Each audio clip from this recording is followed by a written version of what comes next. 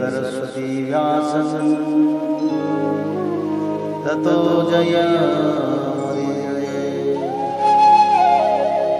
मूकं करोति वाचालं पंगुलं लङ्घयते यत्कृपातमहं वन्दे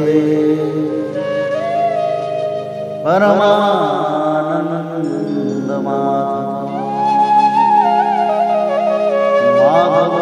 माधवो वाक्यं माधवो हरि परन्ते साधवा नित्यं सकलकार्येषु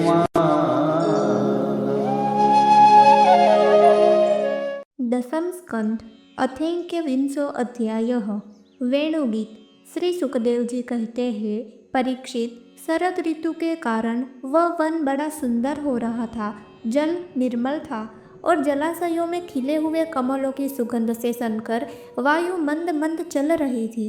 भगवान श्री कृष्ण ने गौओं और ग्वाल बालों के साथ उस वन में प्रवेश किया। सुंदर सुंदर पुष्पों से परिपूर्ण हरी हरी वृक्ष पंक्तियों में मत वाले भंवरे स्थान स्थान पर गुनगुना रहे थे और तरह तरह के पक्षी झुंड के झुंड अलग अलग कलरव कर रहे थे, जिससे उस वन के सरोवर, नदियाँ और पर्वत सब के सब गूंजते रहते थे। मधुपति श्री कृष्ण ने बलराम जी और ग्वाल बालों के साथ उसके भीतर घुसकर गौओं को चराते हुए अपनी बांसुरी पर बड़ी मधुर तान छेड़ी। श्री कृष्ण की वह वंशी ध्वनि भगवान के प्रति प्रेम भाव को, उनके मिलन की आकांक्षा को जगाने वाली थी। उसे सुनकर गोपियों का हृदय प्रेम से परिपूर्ण हो गया। वे एकांत में अपनी सखियों से उनके रूप, गुण और वंशी ध्वनि के प्रभाव का वर्णन करने लगी। व्रज की गोपियों ने वंशी ध्वनि का माधुर्य आपस में वर्णन करना चाहा तो अवश्य, परंतु वंशी का स्मरण होते ही उन्हें श्री कृष्ण की मधुर चेष्टाओं की प्रेमपूर्ण चितवन, भवों के इशारे और मधुर मुस्कान आदि की याद हो आई। उनकी भगवान से मिलने की आकांक्षा और भी बढ़ गई। उनका मन हाथ से निकल गया। वे मन ही मन वहां पहुंच गई जहां श्री कृष्ण थे। अब उनकी वाणी बोले कैसे, वे उसके वर्णन में असमर्थ हो गई। वे मन ही मन देखने लगी कि श्री कृष्ण ग्वाल बालों के साथ वृंदावन में प्रवेश कर रहे हैं। उनके सिर पर मयूर पिच्छ है और कानों पर कनेर के पीले पीले पुष्प, शरीर पर सुनहला पीताम्बर और गले में 5 प्रकार के सुगंधित पुष्पों की बनी वैजंती माला है। रंगमंच पर अभिनय करते हुए श्रेष्ठ नट का सा क्या ही सुंदर वेश है। बांसुरी के छिद्रों को वे अपने अधर अमृत से भर रहे हैं। उनके पीछे पीछे ग्वाल बाल उनकी लोक पावन कीर्ति का गान कर रहे हैं। इस प्रकार वैकुंठ से भी श्रेष्ठ वह वृंदावन धाम उनके चरण चिन्हों से और भी रमणीय बन गया है। परीक्षित, यह वंशी ध्वनि जड़ चेतन समस्त भूतों का मन चुरा लेती है। गोपियों ने उसे सुना और सुनकर उसका वर्णन करने लगी। वर्णन करते करते वे तन्मयी हो गई और श्री कृष्ण को पाकर आलिंगन करने लगी। गोपियाँ आपस में बातचीत करने लगी। अरे सखी, हमने तो आँख वालों की जीवन की और उनकी आँखों की बस यही इतनी ही सफलता समझी है, और तो हमें कुछ मालूम ही नहीं है। वह कौन सा लाभ है? वह यही है कि जब श्याम सुंदर श्री कृष्ण और गौर सुंदर बलराम ग्वाल बालों के साथ गायों को हाँक कर वन में ले जा रहे हो या लौटा कर व्रज में ला रहे हो, उन्होंने अपने अधरों पर मुरली धर रखी हो और प्रेम भरे तिरछी चितवन से हमारी ओर देख रहे हो, उस समय हम उनकी मुख माधुरी का पान करते रहे। अरे सखी, जब वे आम की नई कोपले, मोरों के पंख, फूलों के गुच्छे, रंग बिरंगी कमल और कुमुद की मालाएं धारण कर लेते हैं, श्री कृष्ण के सांवरे शरीर पर पीताम्बर और बलराम के गोरे शरीर पर नीलांबर फहराने लगता है, तब उनका वेश बड़ा ही विचित्र बन जाता है। ग्वाल बालों की गोष्ठी में वो दोनों बीचों बीच बैठ जाते हैं और मधुर संगीत की तान छेड़ देते हैं। मेरे प्यारे सखी, उस समय ऐसा जान पड़ता है मानो 2 चतुर नट रंग मंच पर अभिनय कर रहे हो। मैं क्या बताऊं, कि उस समय उनकी कितनी शोभा होती है। अरे गोपियों, यह वेणु पुरुष जाति का होने पर भी पूर्व जन्म में न जाने ऐसा कौन सा साधन भजन कर चुका है कि हम गोपियों की अपनी संपत्ति दामोदर के अधरों की सुधा स्वयं ही इस प्रकार पिए जा रहा है कि हम लोगों के लिए थोड़ा सा भी रस शेष नहीं रहेगा।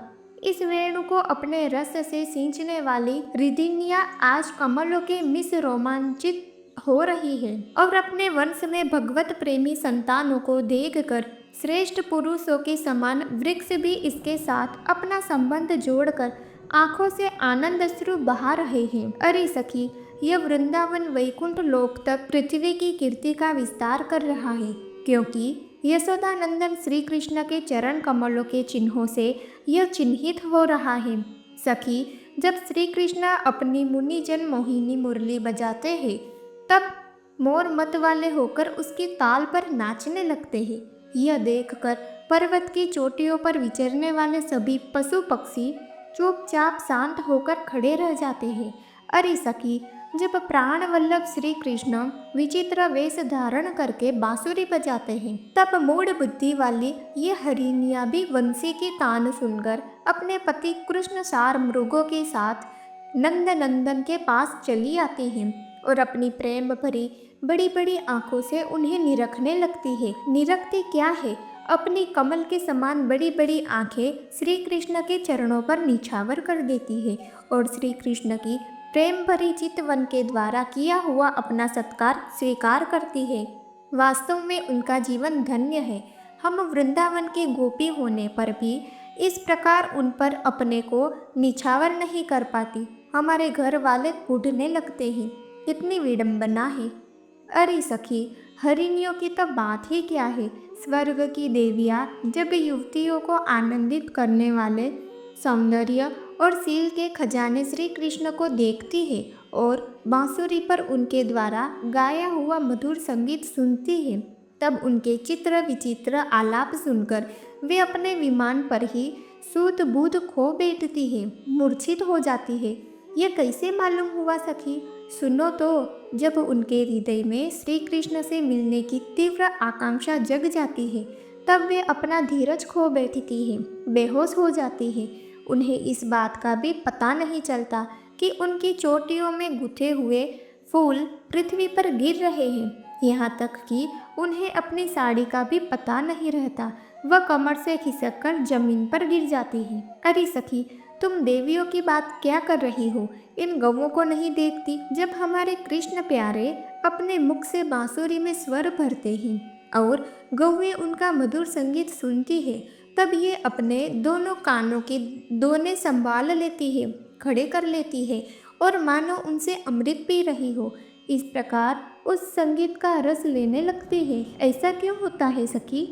अपने नेत्र के द्वार से श्याम सुंदर को हृदय में ले जाकर वे उन्हें वहीं विराजमान कर देती है और मन ही मन उनका आलिंगन करती है। देखती नहीं हो, उनके नेत्रों से आनंद के आंसू छलकने लगते हैं और उनके बछड़ों की तो दिशा ही निराली हो जाती है।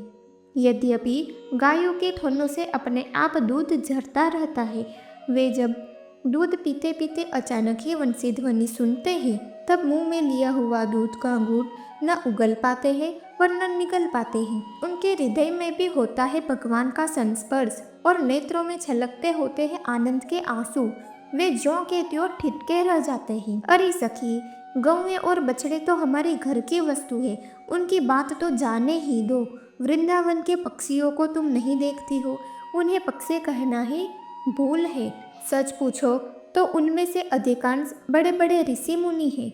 वे वृंदावन की सुंदर सुंदर वृक्षों की नई और मनोहर कोपलों वाली डालियों पर चुपचाप बैठ जाते हैं और आंखें बंद नहीं करते। निर्निमेष नयनों से श्री कृष्ण की रूप माधुरी तथा प्यार भरी चितवन देख देख कर निहाल होते रहते हैं तथा कानों से अन्य सब प्रकार के शब्दों को छोड़कर केवल उन्हीं की मोहिनी वाणी और वंशी का त्रिभुवन मोहन संगीत सुनते रहते हैं। मेरी प्यारी सखी, उनका जीवन कितना धन्य है। अरे सखी, देवता गौओं और पक्षियों की बात क्यों करती हूँ? वे तो चेतन हैं, इन जड़ नदियों को नहीं देखती। इनमें जो भंवर दिख रहे हैं उनसे इनके हृदय में श्याम सुंदर से मिलने की तीव्र आकांक्षा का पता चलता है। उसके वेग से ही तो इनका प्रवाह रुक गया है। उन्होंने भी प्रेम स्वरूप श्री कृष्ण की ऊंची ध्वनि सुन ली है। देखो देखो, ये अपनी तरंगों के हाथों से उनके चरण पकड़कर कमल के फूलों का उपहार चढ़ा रही है और उनका आलिंगन कर रही है, मानो उनके चरणों पर अपना हृदय ही निछावर कर रही है। हरी सखी, ये नदियाँ तो हमारी पृथ्वी की, हमारे वृंदावन की वस्तुएं हैं। तनिक इन बादलों को भी देखो। जब वे देखते हैं कि व्रजराज कुमार श्री कृष्ण और बलराम जी ग्वाल बालों के साथ धूप में गौवें चरा रहे हैं और साथ साथ बांसुरी भी बजाते जा रहे हैं, तब उनके हृदय में प्रेम उमड़ आता है। वे उनके ऊपर मंडराने लगते हैं और वे श्याम घन अपने सखा घन श्याम के ऊपर अपने शरीर को ही छाता बनाकर तान देते हैं। इतना ही नहीं सखी, वे जब उन पर नन्ही नन्ही फूलियों की वर्षा करने लगते हैं तब ऐसा जान पड़ता है कि वे उनके ऊपर सुंदर सुंदर श्वेत कुसुम चढ़ा रहे हैं। नहीं सखी, उनके बहाने वे तो अपना जीवन ही निछावर कर देते हैं। अरे भट्टू, हम तो वृंदावन की इन भीलनियों को ही धन्य और कृतकृत्य मानती है। ऐसा क्या सखी? इसलिए कि इनके हृदय में बड़ा प्रेम है। जब ये हमारे कृष्ण प्यारे को देखती है तब इनके हृदय में भी उनसे मिलने की तीव्र आकांक्षा जाग उठती है। इनके हृदय में भी प्रेम की व्याधि लग जाती है। उस समय ये क्या उपाय करती है यह भी सुन लो। हमारे प्रियतम की प्रेयसी गोपियाँ अपने वक्षः स्थल पर जो केसर लगाती है वह श्याम सुंदर के चरणों में लगी होती है और वे जब वृंदावन के घास पात पर चलते हैं तब उनमें भी लग जाती है। ये सौभाग्यवती भीलनियाँ उन्हें उन तिनकों पर से छुड़ाकर अपने स्तनों और मुख पर मल लेती हैं और इस प्रकार अपने हृदय की प्रेम पीड़ा शांत करती है। अरे गोपियों, यह गिरिराज गोवर्धन तो भगवान के भक्तों में बहुत ही श्रेष्ठ है। धन्य है इसके भाग्य। देखती नहीं हो, हमारे प्राण वल्लभ श्री कृष्ण और नयन अभिराम बलराम के चरण कमलों का स्पर्श प्राप्त करके यह कितना आनंदित रहता है। इसके भाग्य की सराहना कौन करे? यह तो उन दोनों का, ग्वाल बालों और गौओं का बड़ा ही सत्कार करता है। स्नान पान के लिए झरनों का जल देता है, गौओं के लिए सुंदर हरी हरी घास प्रस्तुत करता है, विश्राम करने के लिए कंदराए और खाने के लिए कंदमूल फल देता है। वास्तव में यह धन्य है। अरे सखी, इन सांवरे गोरे किशोरों की तो गति ही निराली है। जब वे सिर पर नौवना दूहते समय गाय के पैर बांधने की रस्सी लपेटकर अपने कंधों पर फंदा बांध भागने वाली गायों को पकड़ने की रस्सी रखकर गायों को एक वन से दूसरे वन में हाँक कर ले जाते हैं।